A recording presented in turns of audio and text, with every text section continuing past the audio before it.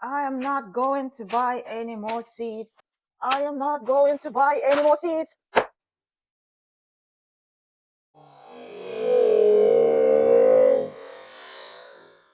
Yes, it's this time of the year when we start planting our vegetable gardens, and some are already starting seeds indoors. And if you wonder if you should buy more seeds, or maybe not, next video is here to help you. I'm going to show you in detail how I personally plan my vegetable garden for the next season. If you are new here, my name is Tanya and I'm a gardener from Finland. And can you believe that back in time, vegetable gardens here in Finland consisted just of 3 crops, and it is not an exaggeration. Apart from different grains, they only grew turnips, onions, and peas.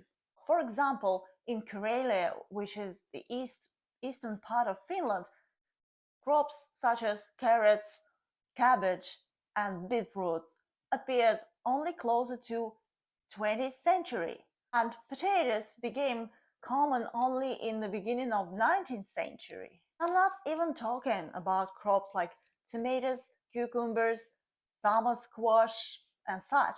Nowadays, situation is completely different with all those greenhouses, agricultural fabrics, modified seeds. There are so many varieties and so many crops to grow, and it's really easy to get lost. And I definitely can speak from my own experience here. Even though I'm a seasoned gardener, I only recently got the possibility to have a proper vegetable garden. And of course, I also could not resist to try as many crops as possible. I was so excited about finally having a vegetable garden that I did lots of planning mistakes. And after many fails I had during the season, it reminded me of what I've been telling to all my clients, and yet I failed to follow this rule myself. Successful garden is always a well-planned garden. So first of all, what you should always consider is your climate zone and your climate conditions. And of course, what's really matter with vegetable is the length and conditions of your growing season. Because technically, here in Finland, I live in a zone, in a border of zone 5 and 4, but our summers tend to feel more like in a zone 3, for example, because we have really cold nights throughout the season, and our summer is really short. It lasts 3, if we are lucky, 4 months. And it would be really delusional to think that you can grow a decent crop of watermelons or sweet potatoes in such conditions. But I was that delusional, thinking that probably my skills and my experience will make a difference. And this is what I got as a sweet potatoes. Even though my sweet potatoes grew amazing leaves, and our summer was actually quite hot last season. Watermelon, sugar baby. I can't even show you what I grew because it was the size of a pea. Or maybe the largest one was the size of a cherry tomato. I actually put it in container thinking that I will be bringing it indoors during nighttime and during sudden change of the weather to a colder than the average summer. Even a small variety of watermelon like sugar baby needs quite a large amount of soil to successfully grow. So container obviously turned out to be too heavy to constantly move it back and forth. There is a solution that could help you to grow watermelons in conditions like we have in Finland. And I will tell you about this later in this video. But even with this possibility, most likely I won't be growing watermelons again. And again, I will tell you later why. Another disappointment of the last growing seasons were chilies. I mostly had them grown in containers and in my greenhouse. Actually, I got a good crop of chilies, but with lack of sunlight and lack of warmth, their taste, even for the hottest varieties I had, wasn't that hot. Some tasted like just regular bell peppers. But anyway, I still plan to have chilies this season again in containers because even though they are not as hot as I would hope, because they are grown in containers, they don't take much of needed space. The second thing you need to consider when you're planning your vegetable garden are local pests. What are they and how many of them in your area? For example, if you have lots of slugs in your area, growing salads would be challenging. Our region has a severe problem with crucifer flea bug because farmers have been growing rape seeds for a long time in Finland. As I'm determined to grow my vegetables organically, I couldn't use any pesticides. And unfortunately, I had to face the loss of my cabbage and my kale, and especially they were fond of cauliflower. I personally find Brassica family are being the most challenging crops to grow. Bugs, slugs, you name it. And you can definitely add rabbits and deer to that list. By the way, I get really suspicious when I see some YouTube bloggers showing decent crop of kale and cabbage and cauliflower and such, and they are telling us that they grow everything organically. Those vegetables have no signs of damage on them. To my experience, without using chemicals, it's nearly impossible. And I still have to figure out how to grow Brassica family on my property. And one of the solutions that I guessed is intercropping cauliflower that what damaged the most. Last year, intercropping them with tomatoes and putting them into a greenhouse where bugs and slugs most likely will not get. But enough of negativity and let's talk about success. Although sometimes success comes with a negative sense. So last year I've got plenty of beetroots and I actually didn't need that much. To me, even though in our family we eat quite a lot of beetroots, it's still impossible to consume all of them. And that suggests that I have to correct the amount of beetroots that I'm going to plant this year. Another success that I had was growing onions from seeds.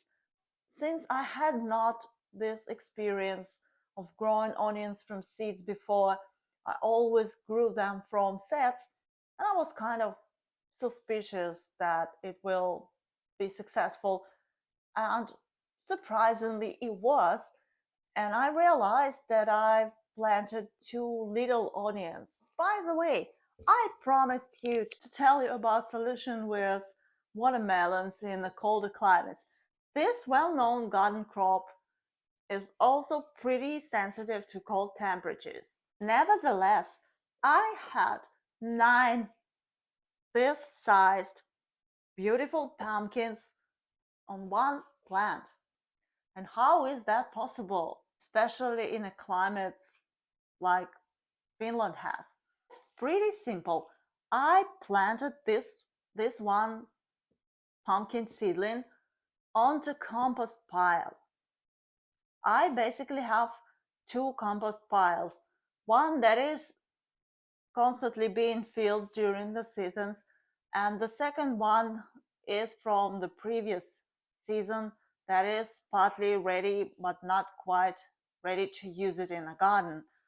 And so I put this pumpkin seedling upon this compost pile from a previous years. And If you're familiar with composting, you know that the compost pile is like a little reactor. Lots of heat is being released during the composting process.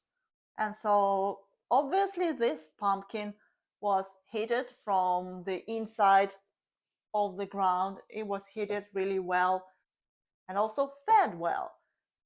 Yes, I am sure that if I planted watermelon upon the compost pile, it would be a successful experience. But the problem is I've got only one compost pile from a previous year.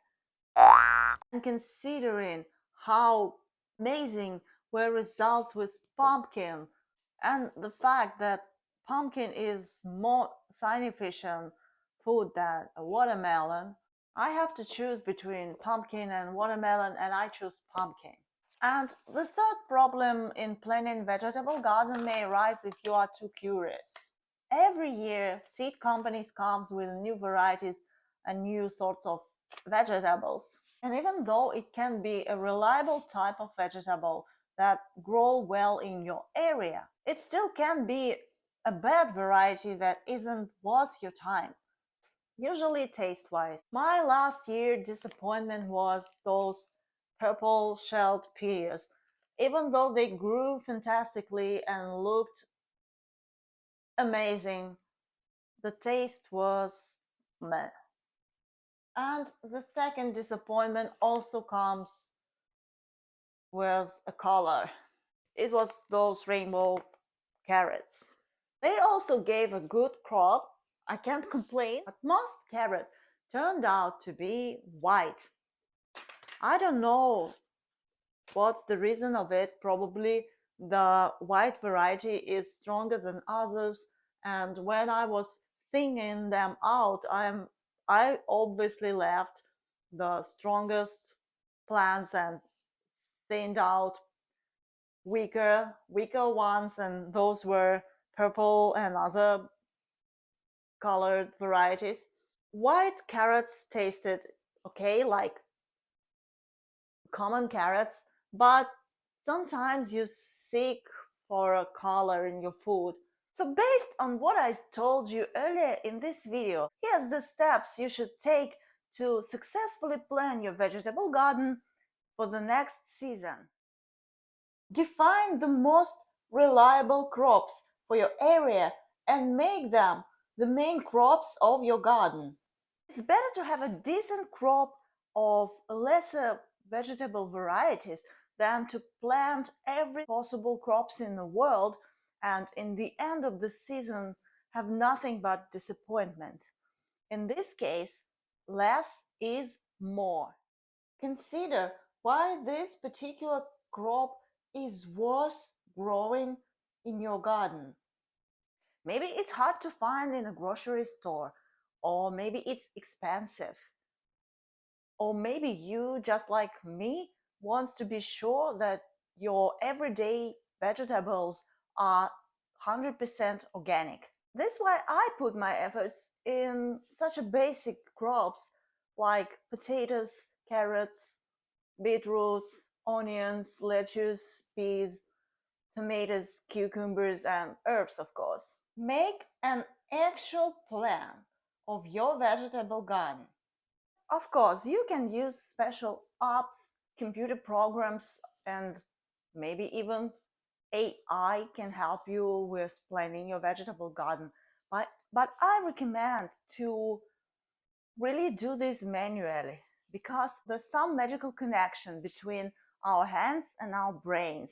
Everything you need is a piece of paper and a ruler that allows you to draw your vegetable beds in an accurate scale.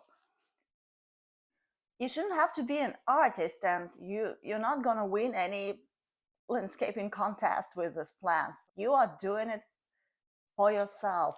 And after drawing this plan, you will have a better idea of the space available and how much seed you actually need for the next season. What you should also consider is it is better not to plant vegetables of the same family 2 years or more straight onto the same place. So it's better to change their place from year to year. But I know that it's not always possible when your space is limited. So in this case, what you can do is to move away about 10 centimeters of soil and put it into the compost, and then take the fresh compost and put it back into your vegetable beds. Another option is to sow regenerative crops in the end of your gardening season. And by the way, if you wish to know more about regenerative crops, let me know in the comments. And if there's enough people interested in this topic, I will make a special video dedicated to regenerative crops. And of course, if basic crops seems too boring to you, you can always experiment with larger amount of vegetable varieties, planting them into containers.